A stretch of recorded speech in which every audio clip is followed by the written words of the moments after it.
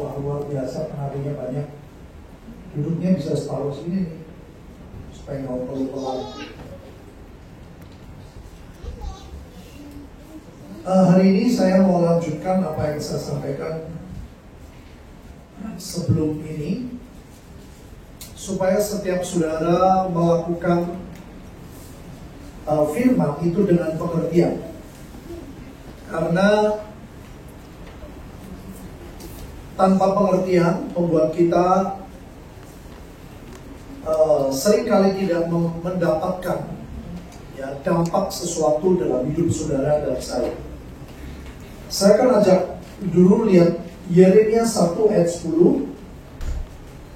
Alkitab berkata, ketahuilah, pada hari ini aku mengangkat engkau atas bangsa-bangsa dan atas kerajaan-kerajaan untuk mencabut dan merobohkan, untuk membinasakan dan meruntuhkan, untuk membangun dan menanam.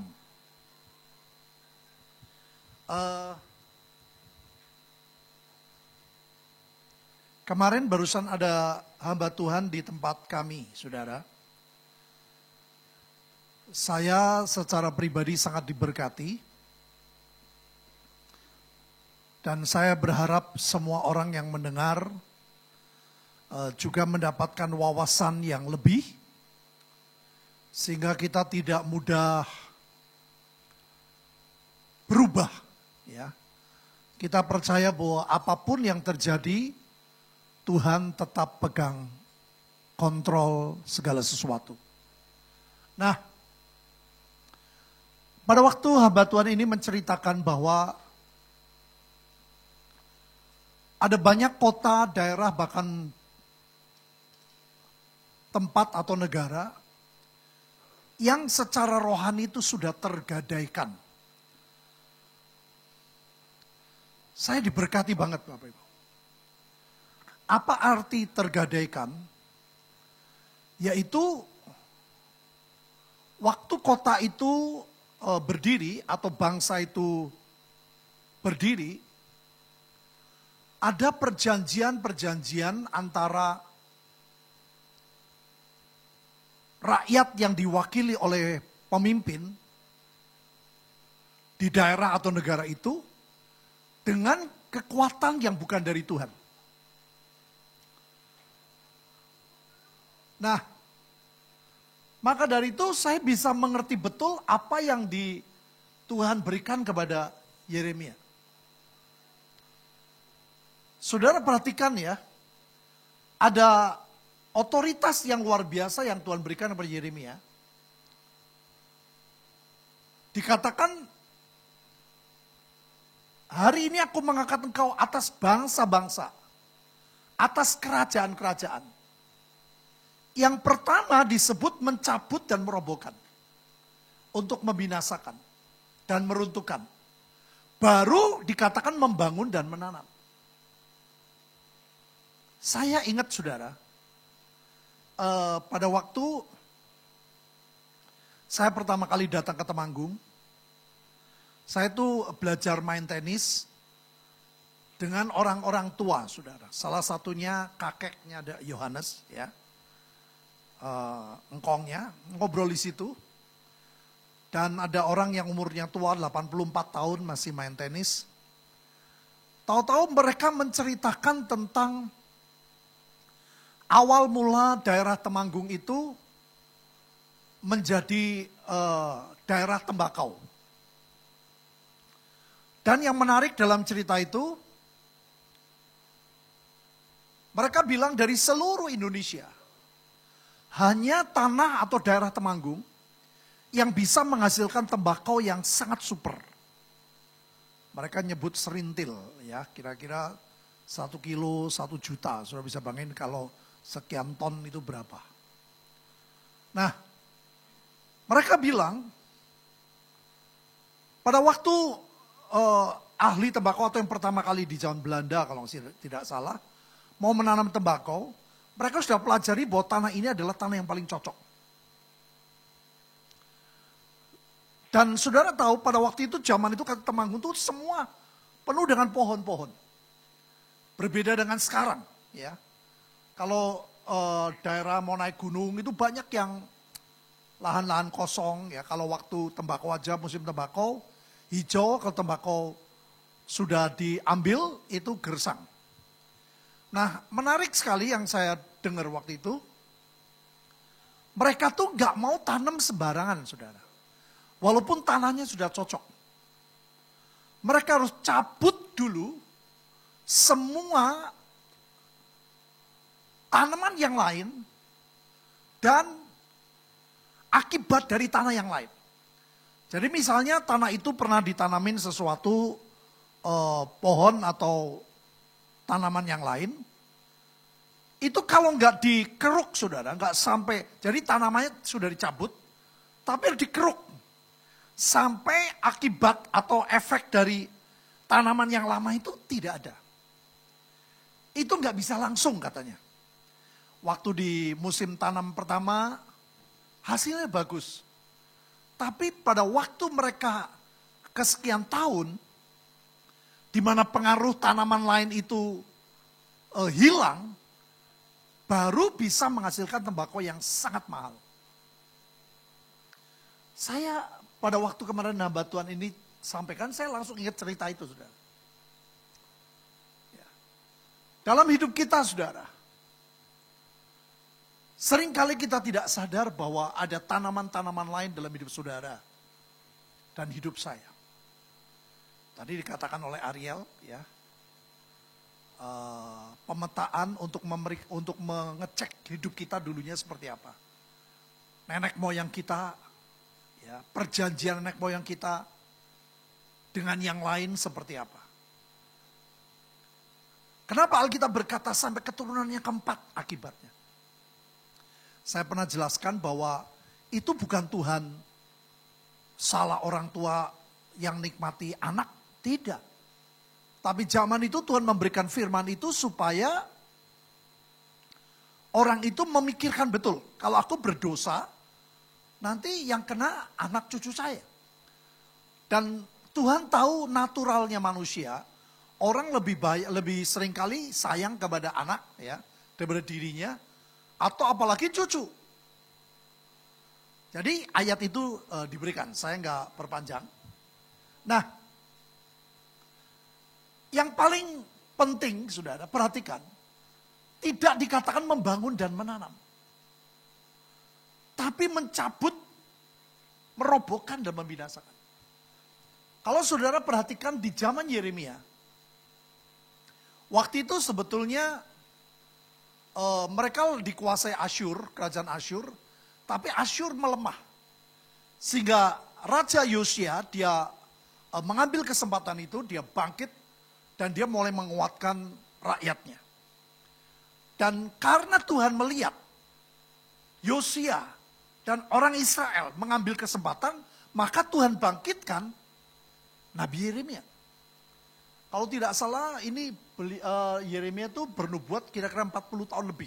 Jadi kesempatannya panjang sekali untuk mengingatkan, untuk menegur, untuk membuat orang Israel itu mengalami berkat yang dari Tuhan. Nah ternyata pengaruh dari Asyur itu luar biasa, sudah.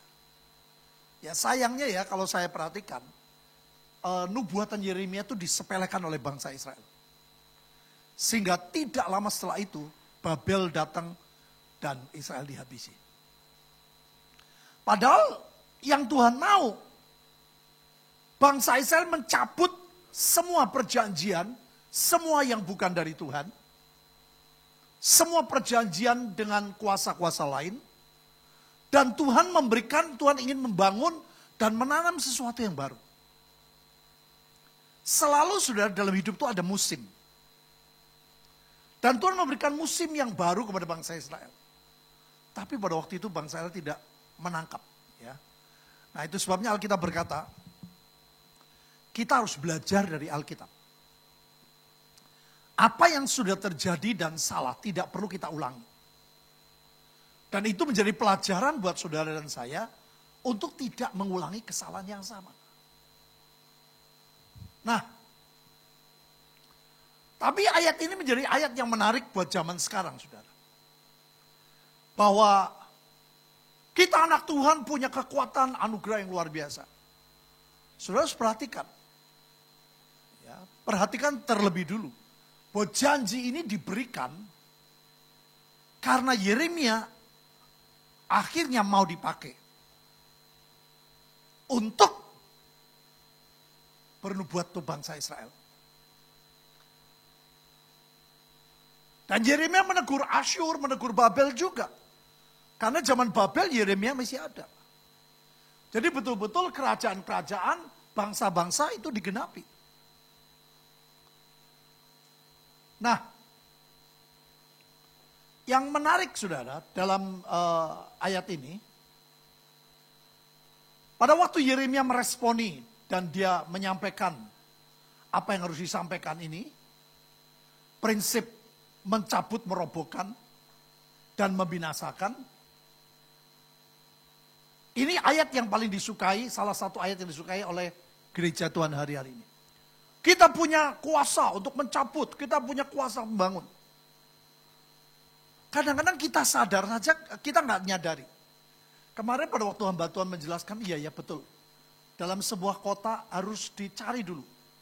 Akarnya di mana, dan harus dicabut, dirobohkan, sampai dibinasakan. Artinya kayak tadi tanaman tembakau.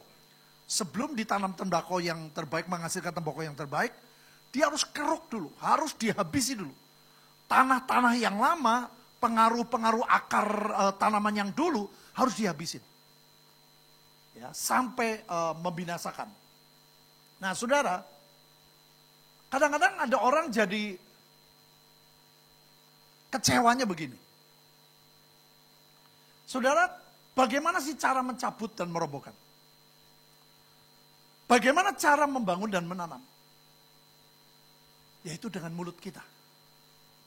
Kami di Temanggung, saudara, sampai hari ini loh. Terus kami membagi sembako, saudara. Tidak pernah berhenti. Dari gelombang satu, dan dari gelombang satu yang meresponi, kita membuat gelombang kedua. Dan itu mengejutkan mereka. Mereka bilang, loh, kok orang datang kedua kali nolongin saya? Dan saya nggak mau cuman memberi makanan jasmani. Yang lebih penting adalah makanan yang rohani. Itu sebabnya kami membuat pembekalan, saudara. Tiap hari Kamis, namanya SDTS, ya, SDTS, kita buat pembekalan supaya setiap orang itu gak cuman ngasih, beras, doa, tinggal. Tidak, saudara. Betul-betul nanti Tuhan akan membawa orang-orang yang kita berikan mengenal Tuhan. Nah, saya diberkati banget waktu teman-teman. Jangan cuman puji Tuhan saya sehat. Puji Tuhan saya tidak kena COVID. Puji Tuhan saya lolos. Tapi yang lebih penting seperti Yeremia. Hidup yang bermanfaat. Ya. Coba Bapak Ibu bisa lihat ayat sebelumnya.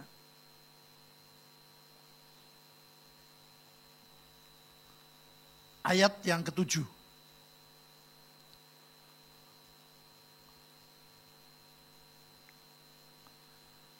Tetapi Tuhan berfirman kepadaku, janganlah katakan aku ini masih muda. Tetapi kepada siapapun engkau kutus, haruslah engkau pergi dan apapun yang kuperintahkan kepadamu, haruslah kau sampaikan. Saudara, bahasa Nabi itu berbeda ya. Saya kemarin ketemu Mbak Tuan ini adalah seorang pemimpin pendoa.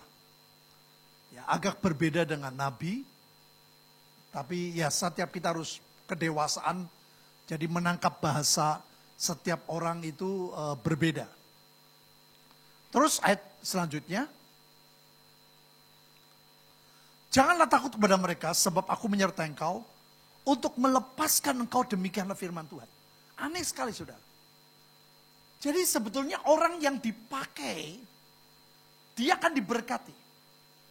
Pada waktu Yeremia menyampaikan pesan Tuhan, bukan cuma bangsa itu yang mengalami kelepasan, tapi Yeremia secara pribadi juga mengalami. yang mengerti? Katakan. Jadi saudara, pada waktu kita menolong orang lain, itu bukan cuma orang itu ditolong loh, kita itu diberkati. Pada waktu sudah menjadi berkat buat orang lain, bukan orang itu tak diberkati, saudara. Makanya Tuhan ngomong apa? Terlebih berkat yang memberi, bukan yang menerima. Sebab yang memberi double berkatnya. Yang ditolong dia diberkati. Tapi yang jadi berkat double. Saudara. Yang sepakat, katakan. Jadi Yeremia menyadari, oh ternyata aku juga hidup di Israel. Aku sedang dikuasai Asyur. Aku perlu dilepaskan. Saudara sama. Kemarin sungguh saya diberkati sekali. Ada banyak saudara, kita ini belum mencintai kota di mana kita tinggal. Ya. Berdoa ya melakukan aktivitas, tapi dinilai sama Tuhan tuh bobotnya tuh masih ringan. Hamba Tuhan itu sampai dia menegur kami, dia melihat bahwa kami itu seperti altar tapi kosong. Tapi buat saya sudah bersyukur. Dari panggung sudah berubah jadi mimbar, dari mimbar sudah berubah jadi altar, jadi mezbah. Tapi masih kosong. Jadi belum banyak orang yang menangisi kota. Yang merindukan begitu sungguh-sungguh kota itu berubah. Nah banyak gereja juga begitu, sudah persekutuan atau gereja. Yang Tuhan mau bukan cuma ada persekutuan atau gereja, tapi orang-orang di dalamnya itu betul-betul merindukan sebuah yang Tuhan berkata di Yeremia 29 ayat 7 yang kalau saya dikatakan, usahakanlah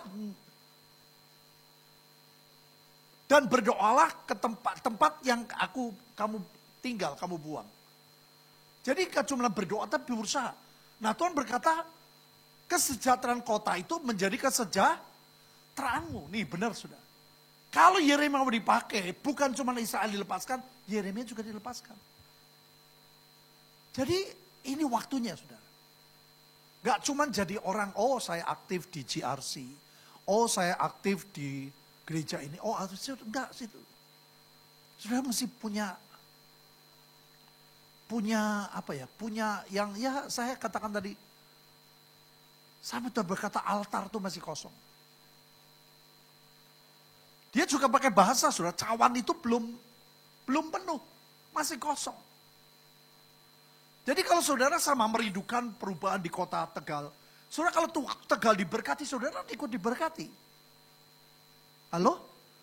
Kalau Tegal misalnya lepas semua, virusnya habis, kan saudara juga semakin nyaman. Anak-anak bisa sekolah dan sebagainya. Jadi hari-hari ini orang tuh egois banget. Semua yang dipikirkan yang penting untuk dirinya. Nah padahal saudara tadi betul ya. Mencabut, merobohkan, menanam, membangun itu dari mulut. Kekuatan kita tuh di mulut juga. Maka dari itu, mulut kita gak boleh sembarangan. Coba lihat ayat selanjutnya. Apa yang dikerjakan Tuhan kepada Yeremia? Lalu Tuhan mengulurkan tangannya dan menjamah, apa Bapak Ibu? Mulutku. Tuhan berfirman, sesungguhnya aku menaruh perkataan-perkataanku dalam mulut. Jadi Alkitab berkata dari mulut yang satu tidak bisa mengucapkan kutuk dan berkat. Kalau orang yang suka ngomongin orang yang suka ngomong negatif, sulit saudara memperkatakan firman. Jadi dijamah dulu mulutnya Yeremia. Karena Yeremia berkata, aku masih muda. Aku masih banyak kesenangan, aku masih banyak tujuan. Tuhan bilang, aku mau pakai kamu. Aku menaruh perkataan-perkataanku ke dalam mulutmu. Jadi artinya, yang dideklarasikan harus yang dari Tuhan. Saudara, hari-hari ini kan ada banyak orang, ini hamba Tuhan juga cerita. Dia mengajak doa pendeta-pendeta di Amerika. Terus pendeta-pendeta di Amerika jadi kecewa. Loh kok bukan Trump yang menang, kok Joe Biden yang menang. Saudara, memang kalau dilihat secara rohani ya, dari sudut pandang rohani, itu lebih baik Trump daripada Joe Biden. Sebab yang sudah tahu aja lah, Trump itu anti aborsi, anti LGBT. Kalau Joe Biden atau dari Demokrat, mereka lebih oke, aborsi nggak apa-apa, LGBT nggak apa-apa. Tetapi kadang-kadang saudara, kita hanya terbentur dengan apa yang kita mau. Dan saya percaya itu pun yang Tuhan mau. Tetapi kalau ternyata apa yang kita perkatakan tidak terjadi. Saya senang sekali mereka bilang, ya sudah. Percayalah semua tetap dalam kontrol Tuhan kok. Amin. Entah caranya tahu-tahu ada pemilihan ulang atau tidak pemilihan ulang dan tetap Joe Biden yang menang dan Tuhan tetap bisa menguasai. Demokrat, Republikan, siapapun. Tuhan yang under control. Kitab Wahyu semua yang membuka adalah Tuhan. Wah, saya diberkati sekali sudah. Sehingga kita menjadi orang-orang yang tidak mudah kecewa, saya bilang tadi. Aku memperkatakan, kok aku tidak mengalami. Aku memperkatakan, kok aku tidak terjadi. Saudara, perhatikan betul-betul. Yang harus diperkatakan adalah perkataan-perkataan Tuhan. Bukan maunya kita. Makanya gampang sebetulnya. Kalau kita deklarasi, kalau kita memperkatakan sesuatu. Kalau terjadi sebaliknya, sudah mikir, oh jangan-jangan ini bukan kehendak Tuhan. Sudah. Kita nggak mudah, wah, marah dan lain sebagainya. Ya, ayat selanjutnya. Ini saudara kembali ke sini. Baru setelah semuanya, Tuhan membuat perjanjian. Ketahuilah, dia bilang, Yeremia, mulai hari ini ya, aku mengangkat engkau atas bangsa-bangsa. Kerajaan-kerajaan, nomor 1, cabut, robohkan.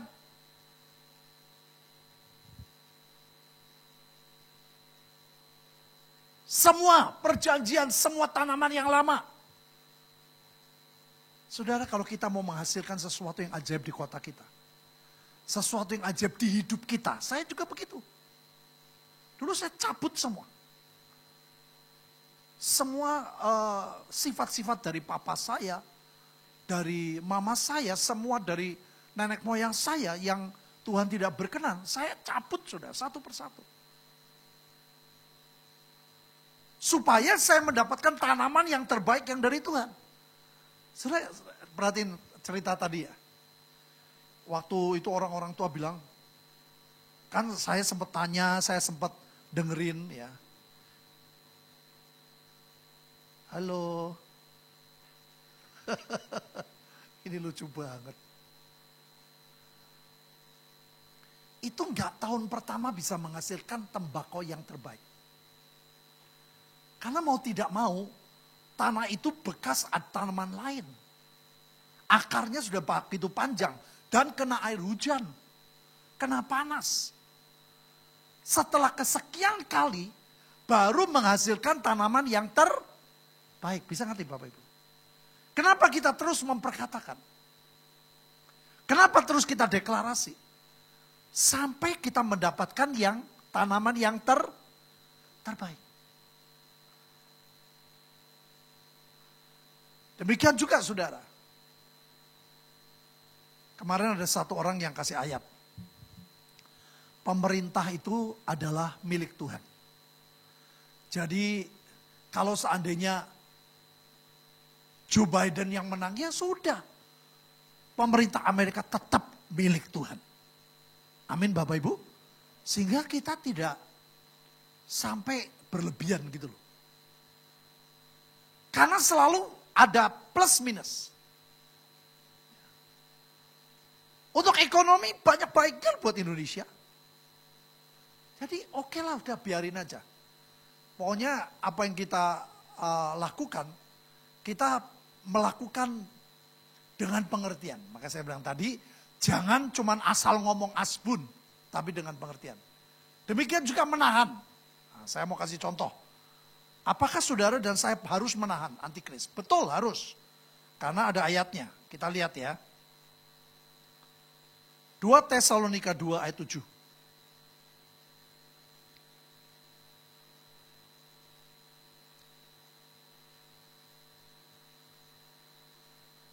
Karena secara rahasia, kedurhakaan telah mulai bekerja. Tetapi sekarang masih ada yang, siapa yang menahan saudara? Roh Kudus. Tetapi Roh Kudus akan bekerja maksimal kalau gerejanya sepakat dengan Tuhan. Halo? Kalau kitanya sepakat Tuhan, aku juga mau sepakat dengan engkau. Supaya semua yang bukan dari Tuhan, kekuatan antikris ditahan. Belum waktunya muncul. Dengan apa? Perkataan. Sampai waktunya Tuhan berkata, kalau yang menahannya itu telah disingkirkan, baru dia menyatakan diri.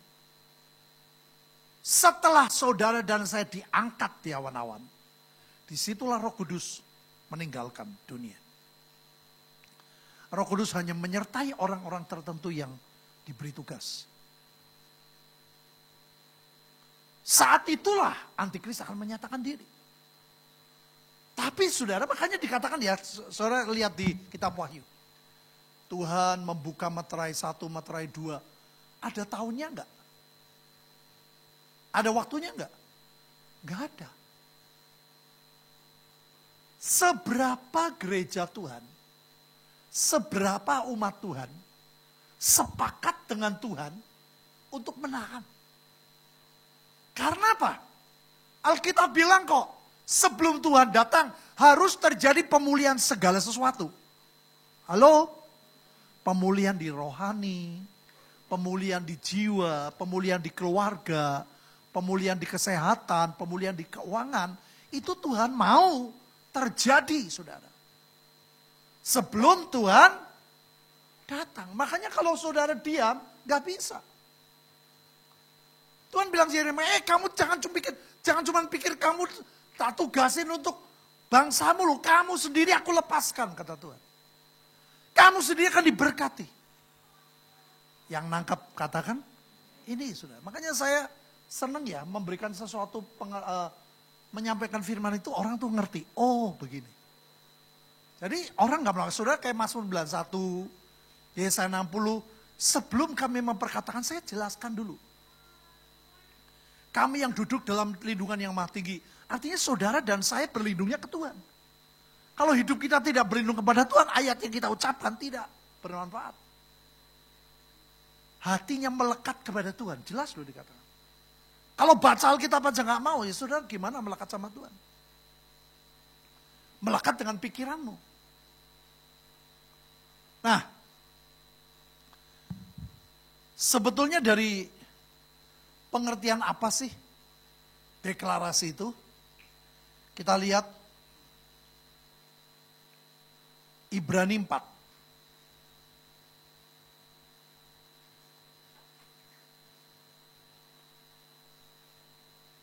Ibrani 4 ayat 14.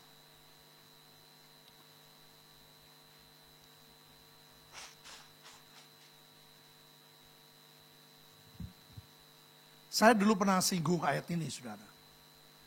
Karena kita sekarang mempunyai, apa Bapak Ibu? Imam besar agung. Yang telah melintasi semua langit. Langit itu sesuatu yang tidak terjangkau. Saya mau tanya, siapa imam besar agung? Tuhan Yesus. Tuhan Yesus berbeda dengan imam besar agung di perjanjian lama. Imam besar perjanjian lama tidak pernah melintasi semua langit. Bahkan mereka untuk datang ke bait Allah harus membawa persembahan untuk dirinya dulu. Baru bisa mempersembahkan persembahan untuk rakyat Israel. Yaitu Yesus anak Allah. Aneh saudara. Baiklah kita teguh berpegang pada apa? Pengakuan iman itulah deklarasi. Berpegang, teguh. Yang namanya teguh itu apa saudara? Konsisten. Percaya. Melakukan dengan pengertian. Tidak memikirkan hasil. Saudara, dulu Pak Yusak mengajar bagus banget. Dia bilang kalau ditugasin Tuhan. Dan kamu melakukan tugas. Jangan pikir hasil. Dia bilang. Sebab dia bilang, kalau itu hasilnya bagus, kamu langsung bisa curi kemuliaan katanya. Oh iya benar ya. Tapi sebaliknya kalau yang kamu lakukan tidak berhasil, kamu kecewa. Seolah-olah yang mengerjakan kamu, bukan Tuhan. Bisa ngerti Bapak Ibu? Wah itu bagus banget. Ya, nilai-nilai yang beliau ajarkan bagus. Kalau kamu mengerjakan sesuatu, kamu harus berkata pada jiwamu katanya. Hai engkau adalah hamba yang tidak berguna. Kamu hanya melakukan bagianmu. Sehingga kita nggak merasa berjasa. Tapi bukan berarti kita asal-asalan.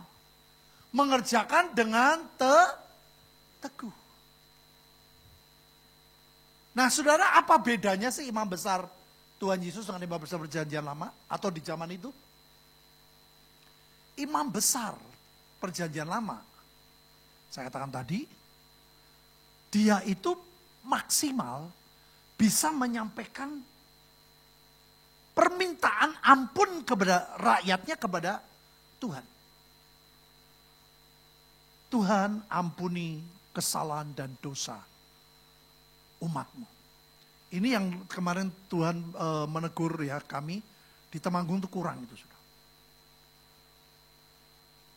Altarnya kosong. Harusnya ada orang-orang Tuhan ampuni orang-orang Temanggung, ampuni orang-orang yang mereka ini itu berkurang, itu kurang sekali sudah. Banyak orang doa perang, saya tuh diberkati banget. Dia tuh sama jangan kejar setan terus. Setan tuh sudah kalah. Benar sudah, kita kadang-kadang ngejarnya setan terus. Tapi kita perlu, saya kapan hari pernah. Waktu doa itu, doa Zoom saya bilang, rasanya ini perlunya belas kasihan. Kita minta imam-imamnya, minta belas kasihan, minta pengampunan. Nah imam itu tugasnya seperti itu.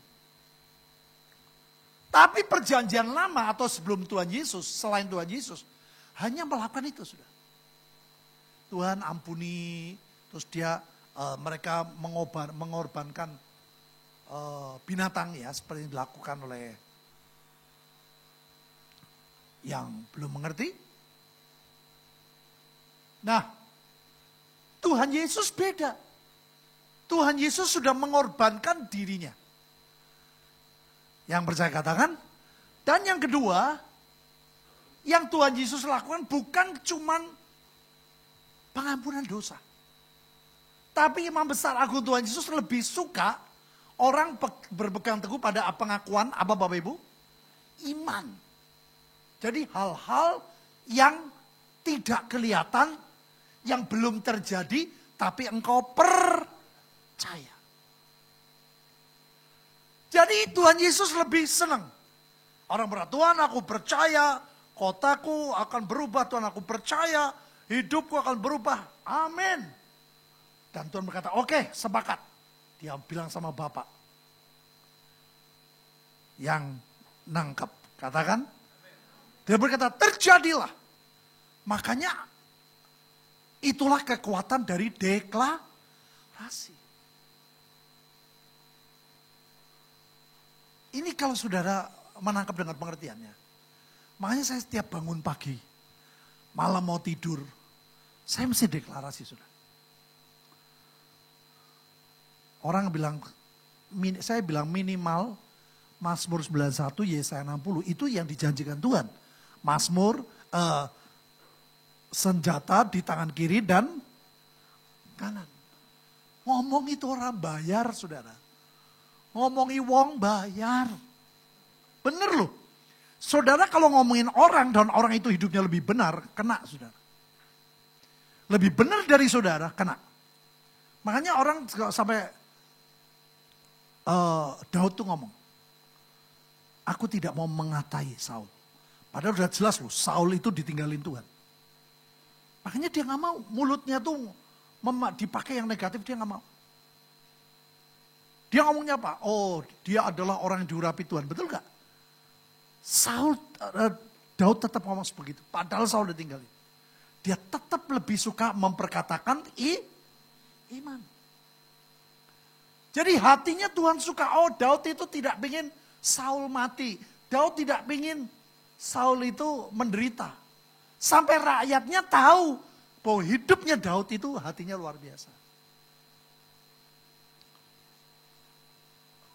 Terus, ayat selanjutnya. Sebab imam besar yang kita punya bukanlah imam besar yang tidak dapat merasakan kelemahan kita. Sebaliknya sama dengan kita, ia telah dicobai, hanya tidak berbuat. Saudara, kadang-kadang orang bertuhan, engkau gak tahu nih, perasaanku gak enak. Justru itu, saudara. Pada waktu perasaan gak enak, saudara lakukan doa. Waktu gak semangat, ucapkan firman. Halo? Jangan sampai Tuhan ikut merasakan loh. Kelemahan-kelemahan saudara. Oh aku lagi ada masalah. Orang kan loh, aku lagi gak mood nih. Aku gak bisa nyembah Tuhan. Itu lucu saudara. Justru dalam segala keadaan saudara. Bedanya Yesus sudah menang. Dia dicobai tidak berbuat dosa. Kita sering berbuat dosa. Ngomong, bales, ngomong. Caci maki, bales, caci maki. Kutuk, balas kutuk. Sehingga kita gak bisa lihat kemuliaan Tuhan. Next.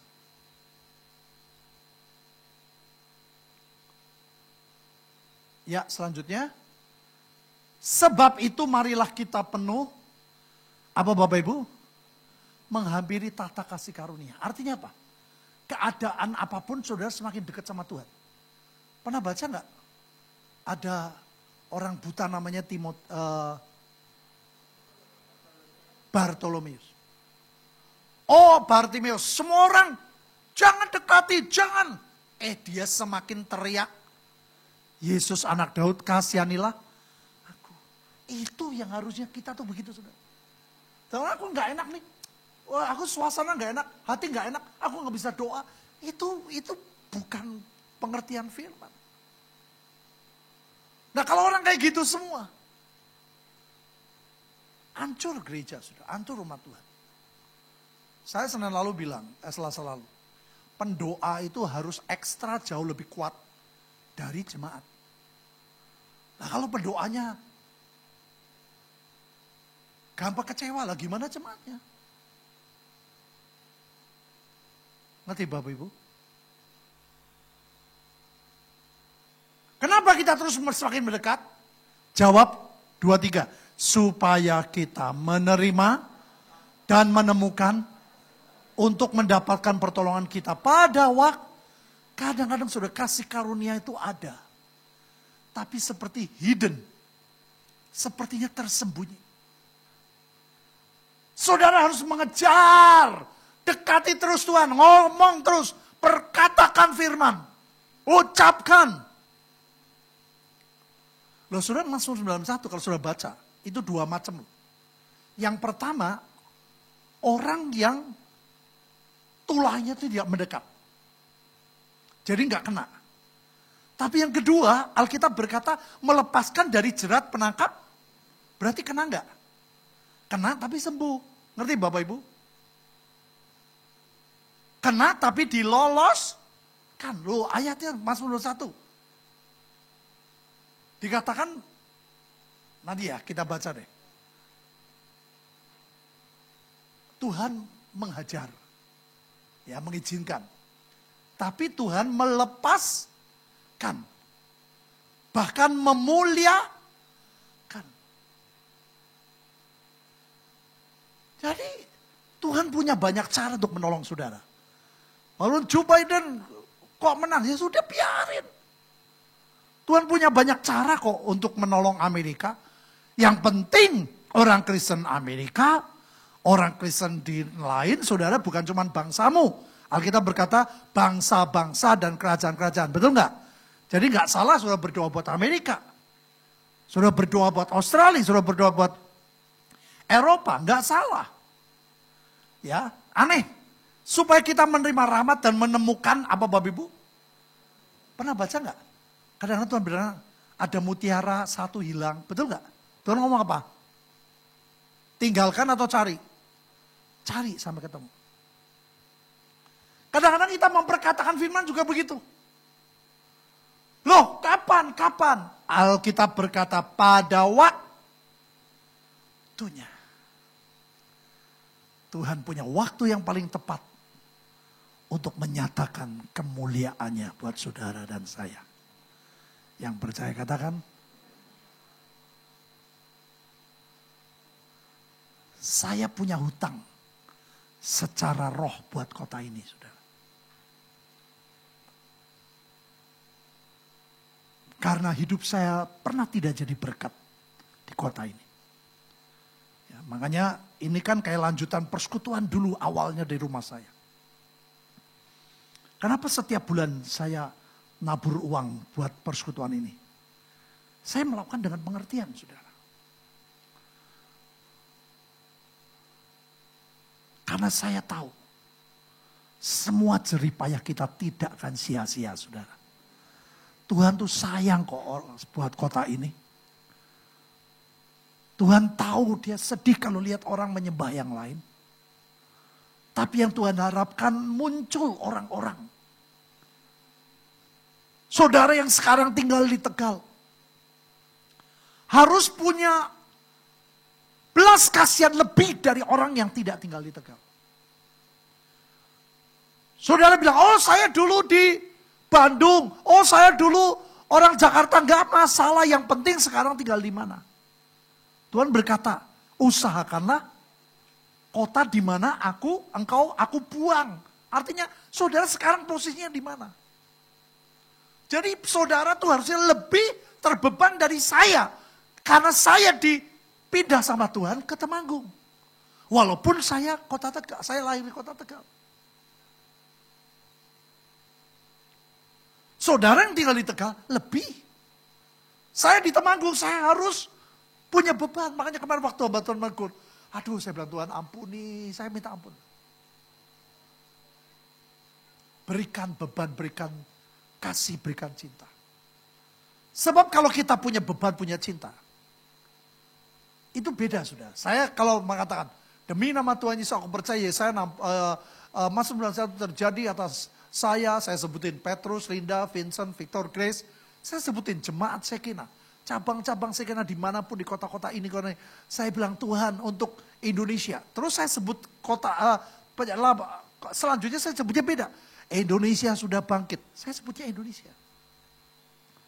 Supaya apa saudara? Supaya saya tidak memikirkan diri saya sendiri. Saya percaya Tuhan punya rencana buat kota kita masing-masing. Asal kita nangkep saudara. Jadi bukan cuman asbun memperkatakan firman, tapi memperkatakan dengan pengertian dan dengan belas kasihan. Saya percaya Tuhan sedang menunggu. Ini tim kami 2 orang datang berangkat kira-kira jam 6 sore ke Tegal untuk besok bantu orang-orang Tegal. Berdoa buat kota Tegal. Itu enggak modal utama saudara. Ini ya Tuhan tuh tadi malam cerita. Saya di sini tamu. Yang menentukan tuh tuan rumah. Ya betul.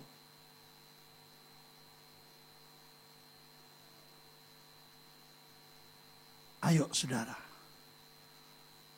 Cintai Tuhan, cintai firman-Nya.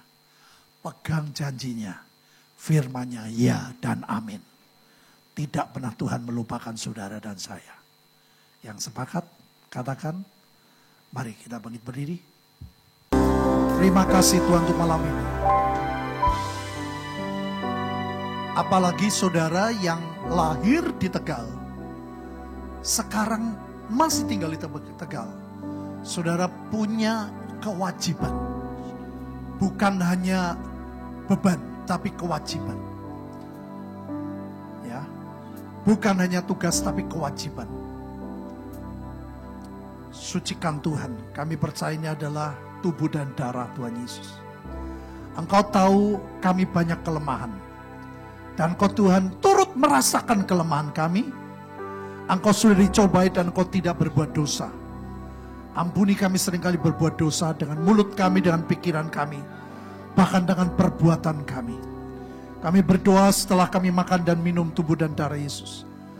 Bangkitkan cinta-Mu Tuhan. Cinta-Mu atas kami kepada Tuhan. Cinta-Mu kepada kami untuk kota kami. Terima kasih. Kami percaya, kami makan dan minum dalam nama Tuhan Yesus Kristus. Shalom.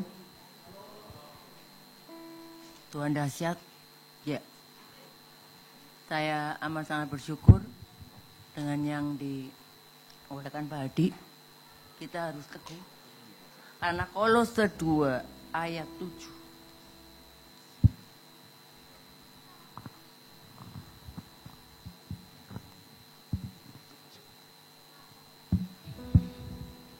Hendaklah kamu berakar di dalam Dia dan dibangun di atas Dia. Hendaklah kamu bertambah teguh dalam iman yang telah diajarkan kepadamu, dan hendaklah hatimu melimpah dengan syukur. Syukur itu bagi kita adalah segala-galanya. Saya bersyukur untuk kesempatan yang boleh saya bisa uraikan. 1 bulan yang lalu setelah Ferry sembuh dari COVID, juga Anita, juga cucu saya Andrew, karantina 14 hari di rumah. Dan setelah itu kembali ke tempat kami, nengok saya. Dan saya cerita, ada hamba Tuhan yang rumahnya perlu direnov. Ya sudah, kita ke sana Umi. Kita ke sana, singkat cerita, rusaknya parah sekali. Karena sudah 4 kontraktor merenov.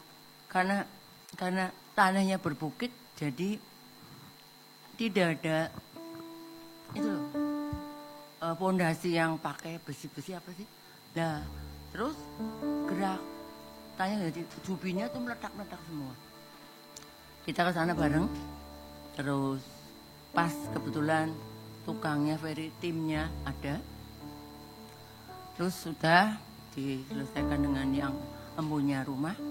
Terus bilang gini sama yang punya rumah, aku udah minta profit. Bilang gitu, Mi, aku udah minta profit ya Mi. Dengan ini aku dengan tulus. Ya itulah, syukur saya bilang gitu.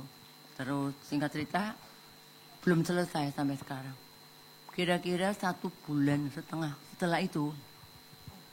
Karena dia dengan tulus, tidak minta profit apapun dengan yang dikerjakan sekarang. Dia terima yang luar biasa. Berlipat kali ganda, bangun rumah 5700 meter persegi. Rumah mewah, dan itu rumah pribadi bukan toko. Di Jakarta. Itu salah satu, kalau kita melakukan apapun dengan cepat, dengan tepat, dan murni di hati, kita percaya Tuhan bergerak sangat luar biasa. Saya percaya anak ini, dan juga saya berharap 3 anak saya terus ambil bagian dalam pekerjaan Tuhan. Yang putaran terakhir ini butuh dana yang sangat luar biasa. Dan kita percaya apapun yang kita kerjakan dengan tepat, dengan cepat, dan murni di hati, kedahsyatan yang dari Tuhan akan melanda hidup kita. Oleh karena itu, pengucapan syukur yang terus diuraikan setiap saat di hidup kita. Saya bersyukur untuk sebuah karunia yang Tuhan berikan kepada saya, yaitu bermazmur. Bermazmur, saya dikasih dari Roh Kudus, kemudian diuraikan dalam setiap lagu, khususnya lagu pertama yang saya dapat, Mazmur 9, Allah pelindung orang saleh. Aku mau bersyukur kepada Tuhan dengan segenap hatiku. Aku mau menceritakan segala perbuatan-Mu yang ajaib. Aku mau bersukacita dan bersukaria karena Engkau bermazmur bagi nama-Mu. Secara ajaib, saya dikasih note-nya dan juga dikasih ini taruh di mana. Dan semua tepat sesuai yang difirmankan. Ada juga Mazmur 12.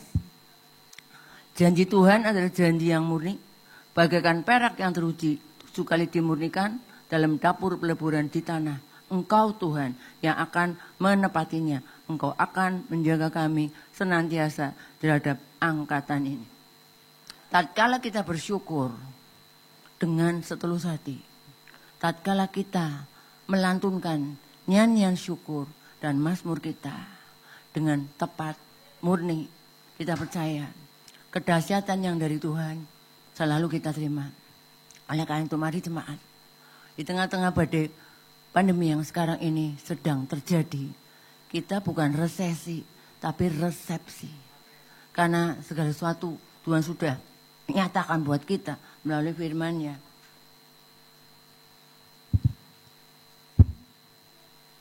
Mazmur 107.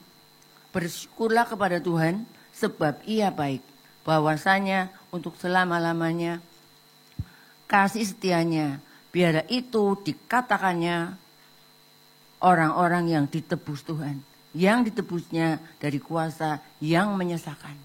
Suatu saat saya akan nyanyi dengan diiringi organ mungkin di sini untuk menyaksikan betapa Dia sangat amat dahsyat dan luar biasa. Saya cuma minta waktu itu, Tuhan, mau aku dikasih seperti Daud, nyanyi gitu loh. Lah setelah bahasa roh, kepenuhan, saya dikasih not, taruh di mana tiap not itu taruh di mana. Tuhan tunjuk satu persatu. Di Mazmur banyak sekali. Saya bersyukur dan bersyukur, mari jemaat. Kita terus mengagungkan kebesarannya dan bersyukur. Terima kasih untuk waktu yang sudah diberikan kepada saya. Dan saya akan terus bersaksi untuk sebuah nama, yaitu nama Tuhan Yesus. Haleluya, amin. Ya, saudara diberkati. Jadi saya percaya saudara ya, di putaran akhir, di masa-masa yang akan datang, kita dibekali lagi saudara. Ada kuasa di dalam deklarasi, di dalam ucapan kita, di dalam mulut, bibir, lidah kita, sehingga kita belajar mengatakan yang positif. Dan yang terlebih belajar mengucap syukur. Saya berpikir saudara, ini sedikit saya tambah aja ya. Kenapa kita mesti mengucap syukur senantiasa? Saya percaya begini saudara, kalau kita nggak mengenal, nggak menyadari bahwa Tuhan mengasihi kita, itu kita susah untuk mengucap syukur. Tapi kalau kita sadar, menyadari sedalam-dalamnya bahwa Tuhan itu mengasihi kita pasti sering mengucap syukur. Kenapa? Karena apapun yang terjadi, kita percaya itu mendatangkan kebaikan buat kita. Amin. Ya, pemilihan Amerika sudah selesai, apapun yang terjadi, kita percaya itu yang terbaik yang Tuhan lakukan buat kita. Kita kadang-kadang nggak tahu loh saudara. Saya merenungkan kemarin ya, kenapa sih kita mengucap syukur? Yang paling utama, karena kita tahu Tuhan mengasihi kita. Kedua, kita nggak tahu loh sebetulnya di depan itu hari lepas hari apa yang terjadi. Makanya Tuhan berkata, udahlah kamu mengucap syukur sebagai tanda tindakan iman kita yang mempercayai Dia. Amin. Oke, terima kasih Pak Petrus Hadi yang telah memberkati kita dengan kebenaran firman Tuhan. Terima kasih Bu Ratna yang telah memberi kesaksian yang menguatkan kita. Sedikit pengumuman saudara, untuk hari Kamis tanggal 12 November, kita ingat ada doa 24 jam untuk Tegal. Yuk kita sama-sama berdoa untuk kota kita ya saudara ya. Kita belajar, kalau saudara nggak mau belajar terlibat mendoakan kota kita, nggak mungkin saudara mencintai kota kita. Nggak mungkin kita mencintai kota ini loh saudara. Kalau kita nggak mau mulai ambil bagian, mendoakan. Ya, kita menaruh hati untuk kota ini. Kan kalau doa gitu kan, kita menaruh hati kan untuk yang kita doakan. Kalau kita nggak menaruh hati, ya percuma saudara. Buang-buang waktu berdoa. Tapi kalau kita mau menaruh hati kita untuk kota ini, kita pasti berdoa untuk kota ini. Amin. Dimanapun saudara berada, doakan kota saudara. Taruh hati saudara untuk kota itu. Amin. Oke. Untuk Senin depan, saudara doakan. Terus terang saja saudara, pembicaranya belum ada. Ya. Saya hubungin dan belum bisa dia gitu. Oke saudara ya. Jadi doakan, pasti ada pembicara Senin depan saudara ya. Dan pasti pembicara yang memberkati saudara. Amin. Kemudian saya rasa tidak ada pengumuman lebih lanjut ya. Mungkin dari anak-anak muda. Yuk, nggak ada ya. Jadi, untuk Natal kita adakan tanggal 14 Desember, hari Senin, di tempat ini saudara ya. Dengan sukacita surgawi ya. Dengan tempat seperti ini saudara ya. Oke, saya percaya saudara akan diberkati. Oke, doakan tanggal 14 Desember kita rayakan Natal. Saudara, di sini suasananya kekeluargaan saudara ya. Kalau saudara ibadah di sini suasana kekeluargaan saudara ya. Banyak anak-anak dengan jalan santai. Gak apa saudara? Saudara nikmati saja ya. Saya menikmati. Oh ya, anak-anak hidup bahagia di dalam hadirat Tuhan saudara ya. Ntar dia lari, gak apa-apa saudara. Jangan terganggu. Nikmati saudara ya, nikmati saudara. Ya, oke ya. Ini anak-anak dari rumah singgah yang mereka kita latih untuk terlibat. Ya, belajar mengenal Tuhan, belajar melayani Tuhan. Amin. Kami mengucap syukur Tuhan untuk kebaikan-Mu, kasih setiamu yang ajaib. Kami berdoa Tuhan untuk hari Kamis nanti, tambahkan orang yang mau berdoa untuk kota tercinta. Gerakan, tambahkan, supaya kami percaya kesejahteraan kota ini menjadi kesejahteraan kami. Diberkatinya kota ini menjadi diberkatinya kami. Terima kasih Tuhan. Buka hatimu, sudah angkat kedua tanganmu. Berkat yang ajaib dari Allah Bapa, Allah Putra, Allah Roh Kudus. Melimpah dalam roh, jiwa, keluarga, tubuh, ekonomimu. Demi nama di atas segala nama Tuhan Yesus Kristus. Yang menerima dan percaya katakan, amin. Selamat malam. Tuhan Yesus memberkati.